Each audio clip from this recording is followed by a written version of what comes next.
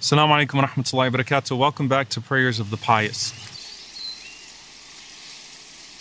There's a story of a man in Sahih Muslim that you may have heard about, but I want to focus on one particular element of his story. The man's name is Uwais al-Qarni. May Allah be pleased with him.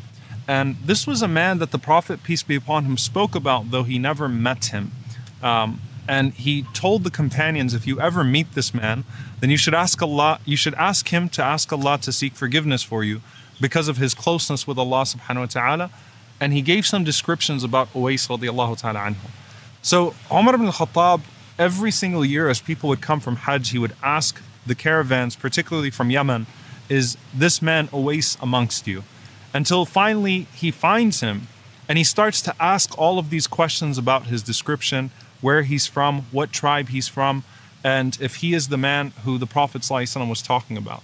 The Prophet, peace be upon him, described his deeds, however, in two ways. He said that this man had leprosy, and he asked Allah subhanahu wa ta'ala to cure him from that leprosy except for the size of a coin, except for the size of a dirham. And this was a man that used to be generous, or used to show extreme obedience, or would show extreme obedience to his mother. And because of the obedience he showed to his mother, Allah subhanahu wa ta'ala honored him. And Omar radiallahu ta'ala anhu, after setting out and understanding who this man was and that it was indeed him, Omar radiallahu ta'ala anhu asked him and requested him to seek forgiveness from Allah subhanahu wa ta'ala for him. Usually with this narration we focus on the mother part, on the fact that the greatest way to come close to Allah subhanahu wa ta'ala is to honor your parents.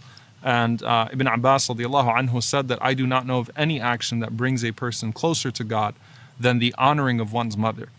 But I want to actually focus on the sentence before that doesn't usually get talked about in the explanation of the hadith, and doesn't usually get talked about in the context of dua. The man had leprosy and he asked Allah to cure him from leprosy. But he asked Allah to leave a dirham size, a coin size of that leprosy on him. And that's really interesting. Why do you think he would do that? He did that so that he could always remember the pain that he suffered and the need to be grateful for Allah subhanahu wa ta'ala curing him. And he wanted that to always be a reminder for him. And that's a very powerful example of character, that many times we call upon Allah in our desperation, we ask Allah to remove that hardship from us.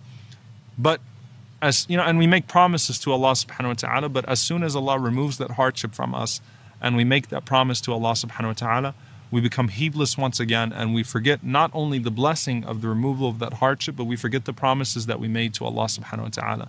But this is an extraordinary lesson, that when you're calling upon Allah subhanahu wa ta'ala and asking for Him to relieve you of a hardship, ask Allah to also maintain the lesson of that hardship for you, because the closest you are to Allah is often in your deepest moments of vulnerability and hardship, and you don't want that to leave you. Because many times when Allah subhanahu wa ta'ala takes something away from you, He gives you something better. And the greatest thing that Allah can give you in exchange for something you lose of this world is Himself. And that's what Uwais al-Qarni gained in his hardship, that deep relationship to Allah that he never wanted to forget, even as he wanted to be cured from that leprosy. May Allah subhanahu wa ta'ala grant us that humility. May Allah relieve us of our hardships, but not allow us to forget the lessons that we learn in our hardships. And may Allah subhanahu wa ta'ala grant us the best of this life and the next. Allahumma ameen. Jazakumullahu khairan. See you all next time, inshallah. Assalamu alaikum wa rahmatullahi wa barakatuh.